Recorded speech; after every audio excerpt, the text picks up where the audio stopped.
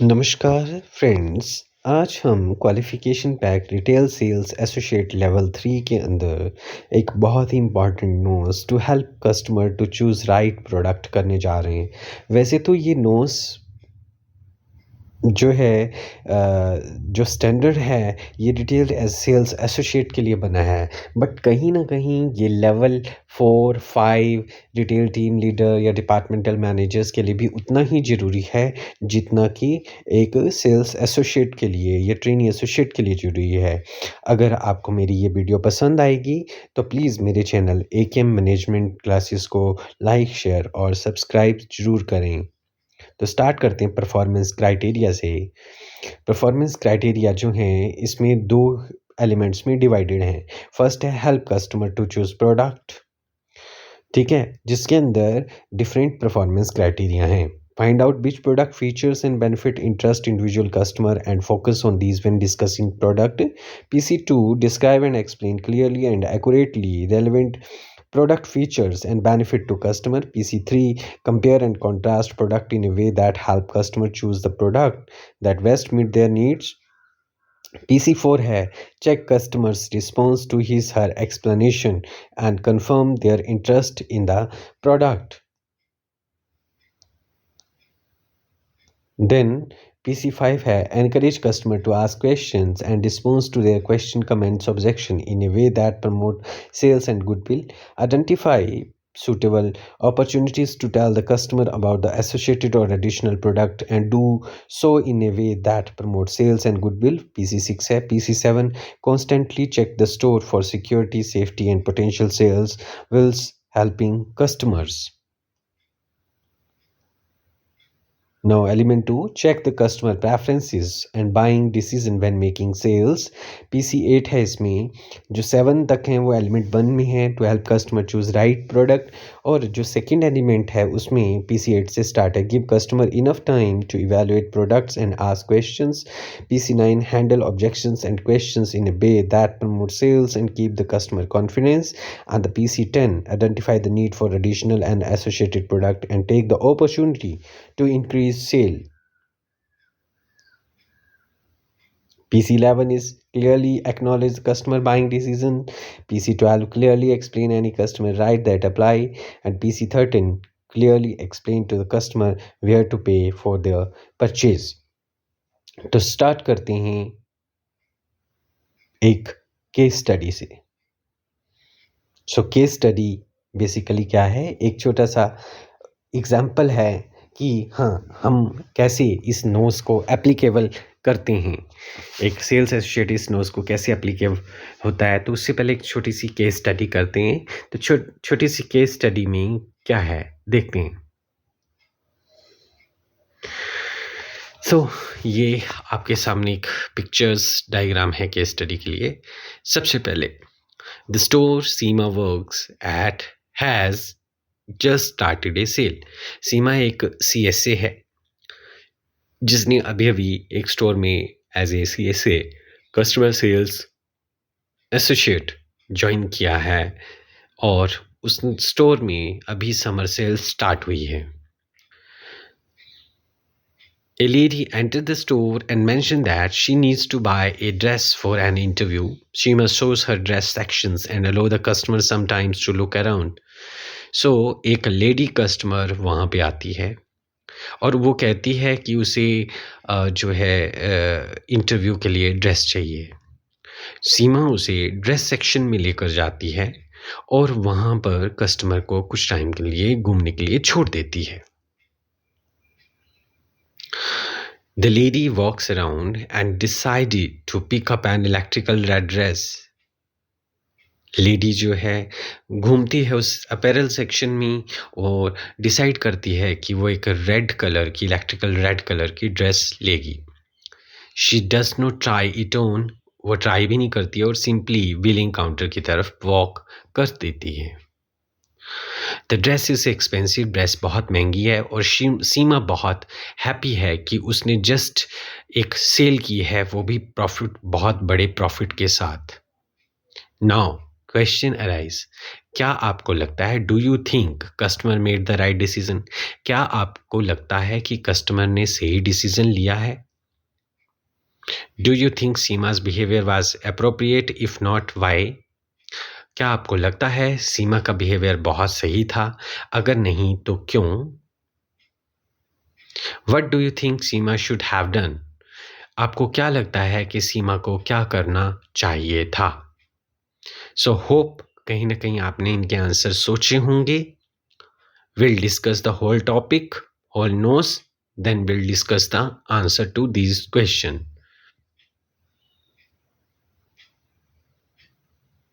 So element 1 है help customer choose product.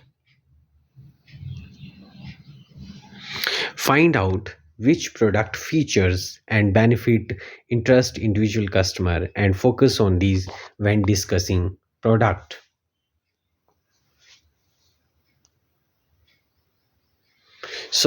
आज की डेट में जो कंज्यूमर है वो बहुत तरह के प्रोडक्ट, एक ही अगर प्रोडक्ट लेने जाएं तो बहुत ही तरह के प्रोडक्ट्स उसको देखने को मिलते हैं.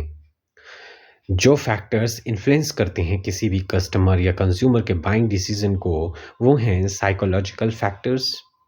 साइकोलॉजिकल फैक्टर्स में वो किसने मोटिवेट करके भेजा है ना, मोटिवेशन, उसकी एटीट्यूड कैसा है ना, उसका मेंटल लेवल कैसा है, वो कितना रीड आउट करके आया है किसी पर्टिकुलर प्रोडक्ट के लिए. Family dynamics. Family dynamics means कि वो अपर क्लास से है, रिच क्लास से है, पुअर क्लास से है, मिडिल क्लास से है, किस टाइप की फैमिली से है. सोशल क्लासेस, ठीक है, social classes, upper class, middle class, sorry मैं गलत कर गया. फैमिली डायनामिक्स में वो न्यूक्लियर फैमिली से हैं, ये जॉइंट फैमिली से है. सोशल क्लासेस में upper class, rich, poor etcetera. Buying process, उसकी खरीदने की हैबिट कैसी हैं, वो किस तरह से परचेज करना ज़्यादा बेटर समझता है. ये 4 factors, psychological, family dynamics, social classes, buying process, ये फैक्टर्स हैं जो किसी भी कस्टमर या कंज्यूमर के बाइंग डिसीजन को इफेक्ट करती हैं. Now customer wants to choose the product on the basis of following feature. एक कस्टमर जो है निम्नलिखित फीचर्स को देख के, गुणों को देख के ही परचेजिंग करता है. वो क्या है? यूसेज रिक्वायरमेंट, उसको किन चीज़ों की ज़रूरत, किस तरह से ज़रूरत यूज़ करने की ज़रूरत पड़ेगी. देन ब्रांड ऑप्शंस, वो ब्रांड स्पेसिफिक हो सकता है.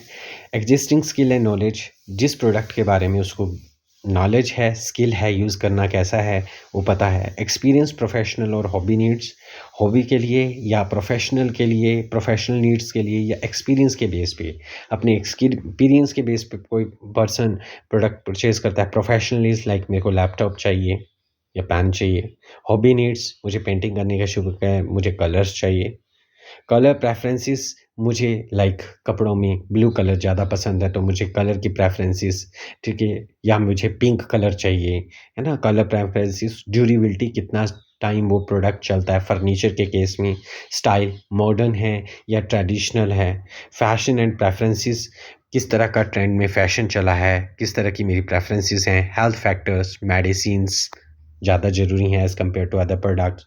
प्राइस के बेस पे हाई मार्जिन का चाहिए या लो मार्जिन का चाहिए. साइज़ छोटा चाहिए, बड़ा चाहिए. कल्चर फैक्टर्स ऑल्सो, कि मुझे ट्रेडिशनल वे में चाहिए या पर्टिकुलर कोई रिचुअल्स हैं उसके लिए कपड़े चाहिए. इंटरेस्ट, मेरा क्या इंटरेस्ट है. एज सुटेबिलिटी, है ना, मैं यंग हूँ, किड्स हूँ या अडल्टहुड स्टेज में हूँ. लाइफस्टाइल, मेरा लाइफस्टाइल कैसा है. इन सभी फैक्टर्स के ऊपर एक कस्टमर जो है प्रोडक्ट को, इन सभी फीचर्स को ध्यान में रखते हुए कस्टमर प्रोडक्ट को चूज करता है. Now PC2, describe and explain clearly and accurately relevant product features and benefits to customer. So आज की डेट में कोई भी कस्टमर जब जाता है मार्केट में तो वो परचेजिंग करने से पहले उस प्रोडक्ट के बारे में पूरी थॉरो इन्वेस्टिगेशन करके जाता है. तो जब हम जाते हैं तो एज ए CSA RSA हमारी रिस्पॉन्सिबिलिटी बनती है कि प्रेजेंटेशन स्किल्स के साथ हम प्रोडक्ट की डेमोस्ट्रेशन दें. एक कस्टमर को हम प्रोडक्ट से अवेयर करवाएं, उसके फीचर्स और बेनिफिट्स को क्लियरली और एक्यूरेटली एक्सप्लेन करें। कोई भी फॉल्स एक्सप्लेनेशन या कमिटमेंट कस्टमर से ना करें डेमोन्स्ट्रेशन के दौरान, जिससे कि हमारे बिजनेस पे इम्पैक्ट पड़े। PC3, compare and contrast product in a way that help customer choose the product that best meet their need. सो हमें क्या करना है, प्रोडक्ट को कंपेयर और कंट्रास्ट करना है ना। सो कस्टमर को डिसीजन मेकिंग, परचेज के टाइम डिसीजन मेकिंग में हेल्प करने के लिए, है ना, उस प्रोडक्ट के लिए कुछ ना कुछ हमें परचेज करवाने के लिए कुछ ना कुछ क्राइटेरिया जो है सजेस्ट जरूर करना चाहिए। नाउ PC4 है check customer response to his और explanation, confirm their interest in the product. इसके लिए कस्टमर को for making a sale we have to confirm the customers interest in the product. So कैसे पता चल सकता है, the action a person takes in purchasing and using product and service include a mental and social process है ये। तो उसकी इस मेंटल और सोशल प्रोसेस को पहचानने के लिए उसकी प्रेफरेंस को समझना बहुत ज़रूरी है, उसके रिस्पॉन्स को समझना बहुत ज़रूरी है। Now, PC5, encourage customer to ask question and response to their question, comment, objection in a way that promotes sales and goodwill. So once एक प्रोडक्ट कस्टमर ने डिसाइड कर लिया है परचेज करने के लिए, तो इनकरेज करें उसको, उससे क्वेश्चन करें।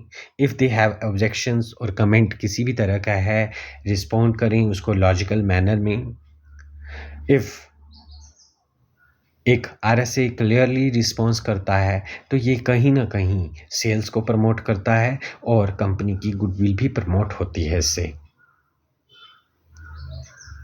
PC6, identify suitable opportunity to tell the customer about associated additional product and do so in a way that promote sales and goodwill. So जब एक कस्टमर कंज्यूमर प्रोडक्ट खरीद लेता है, सो वो क्या करता है, अपनी जो एक्सपेक्टेशन है, जो उसकी नीड्स थी एक्चुअली, उससे वो कंपेयर करता है और देखता है कि क्या वो सेटिस्फाइड है या डिससेटिस्फाइड है। डिससेटिस्फैक्शन और satisfaction customer value perception, customer communication, repeated purchase behaviour के ऊपर डिपेंड करती है। सो जो भी फर्म है ना, वो क्या करती है, इसके लिए कस्टमर से प्रॉपर वे से जब वो परचेज कर लेता है सामान तो प्रॉपर वे से कम्युनिकेट करती है, जिससे वायर और सेलर का जो है एक रिलेशनशिप बिल्ट होता है। अब सेटिस्फेक्शन और डिससेटिस्फेक्शन में कस्टमर वैल्यू परसेप्शन का मतलब कि अगर कंज्यूमर जो है या कस्टमर जो है वो है ना प्रोडक्ट को सही तरीके से खरीदता है, अगर वो सेटिस्फाई फील करता है, तो कहीं न कहीं कंज्यूमर जो है ना उसको सेटिस्फेक्शन फील होती है, अगर उसे इम्पॉर्टेंस दी जाती है स्टोर के अंदर। कंज्यूमर कम्युनिकेशन, ठीक है, उससे किस तरह से बातचीत की जा रही है, एक कस्टमर कंज्यूमर से किस तरह से बातचीत की जा रही है ना, जिसकी वजह से रिपीटेड परचेज बिहेवियर है ना, जिसकी वजह से एक कस्टमर जो है वो बार बार वहीं से प्रोडक्ट लेना पसंद करता है। PC7, constantly check the store for security, safety and potential sale wills helping customer। जब आप कस्टमर को हेल्प कर रहे हैं, प्रोडक्ट डेमोन्स्ट्रेशन कर रहे हैं, तो कॉन्स्टेंटली उसी समय भी और आगे पीछे भी हमें क्या करना चाहिए कि store should be speak and span, साफ सुथरा होना चाहिए, लाइट प्रॉपर होनी चाहिए, शेल्फ जो है फुली और स्टडी, धूल मिट्टी ना जमी हुई हो, साइनेजेस प्रॉपर होनी चाहिए, फायर एग्जिट जो है क्लियर होने चाहिए, एसेसिबल होने चाहिए, एंड चेंजिंग रूम्स आइल्स जो हैं वो क्लियर होनी बहुत ज़रूरी हैं। Now element 2, check customers preferences and buying decision when making sale. हम कस्टमर की प्रेफरेंसेस और बाइंग डिसीजन कैसे चेक कर सकते हैं जब वो सेल्स कर रहा हो, तो उसके लिए सबसे पहले PC8 है give customer enough time to evaluate product and ask question.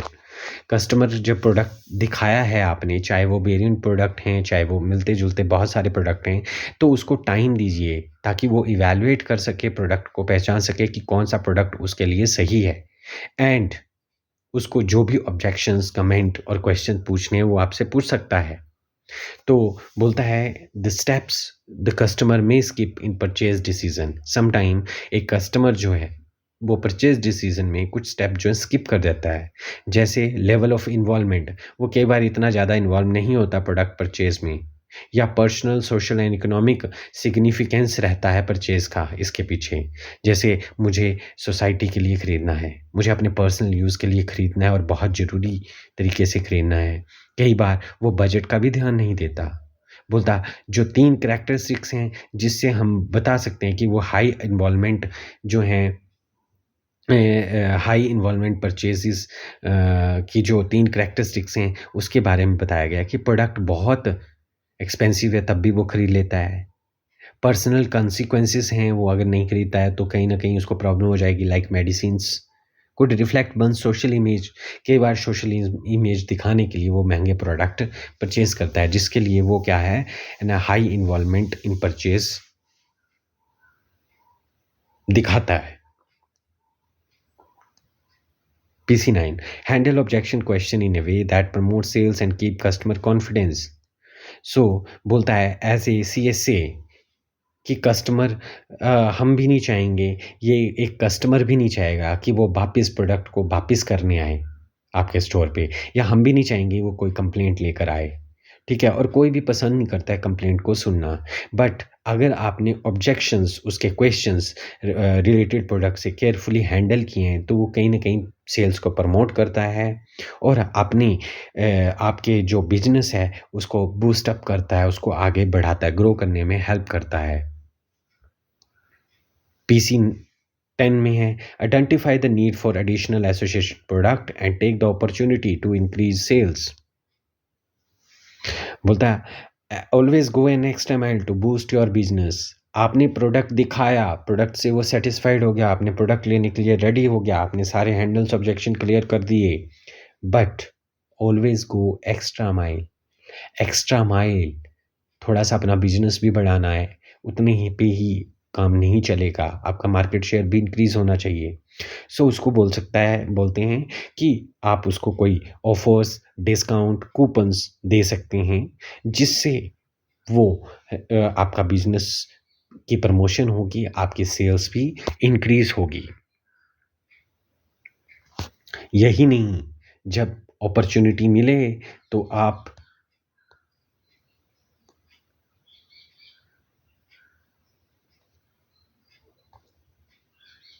जब अपॉर्चुनिटी मिले तो आप एडिशनल और एसोसिएटेड प्रोडक्ट्स के बारे में भी उसे बताओ।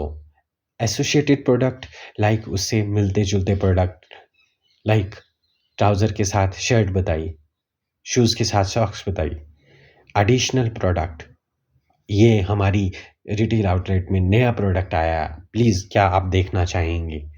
तो इससे क्या है, कस्टमर में कहीं न कहीं है ना, क्या है ना, इससे आपको अपॉर्च्युनिटी भी मिलती है सेल्स इंक्रीज़ होने में।